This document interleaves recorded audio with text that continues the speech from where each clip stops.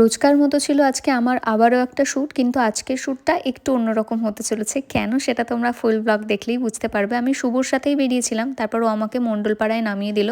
দেন আমি হাঁটতে হাঁটতে যাচ্ছি একটু মায়ের সাথে দেখা করতে। আর মার কোনো আইডিয়াই নেই যে আমি মায়ের সাথে দেখা করতে যাচ্ছি। মায়ের রিয়াকশানটা তোমাদের সাথে অবশ্যই আমি শেয়ার করব। আমিও ভীষণ সারপ্রাইজড হয়ে গেছিলাম মায়ের রিয়াকশানটা দেখে, কারণ মাকে আমি সকাল থেকে কলও করিনি, কিচ্ছু করিনি। দৌড়াচ্ছ কেন?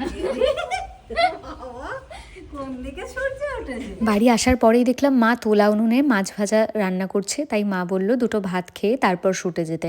ও তোমাদের সাথে তো বলাই হয়নি, আজকে আমার শ্যুট লোকেশন হচ্ছে একদম আমার বাড়ির কাছে আওয়ালসিদ্ধি। আর এটা হচ্ছে আমার আজকের মেকআপ আর্টিস্ট পূজাদি। না, আমি দিদি মাঝে মধ্যে বলে ফেললেও সম্পর্কে আমার বৌদি হয়। আমি ছোট থেকে যে পাড়ায় বড় হয়েছি আমাদের সেই পাড়ারই বউ হচ্ছে পূজাদি। যাই হোক, বাট দিদি বলতে বলতে অভ্যাস হয়ে গেছে, তাই মাঝে মধ্যে বৌদি মাঝে মধ্যে দিদি, এরকমই সারা শ্যুটটাই আমি করে বেরিয়েছি। যাই হোক, খুব ভালো একটা সময় কাটিয়েছি। আর দিদির হাতের কাজ খুবই সুন্দর। আমি সত্যি কথা বলতে কি, যখনই কারোর সাথে শ্যুট থাকে তার প্রোফাইলটা আমি স্টক করেই তারপর যাই।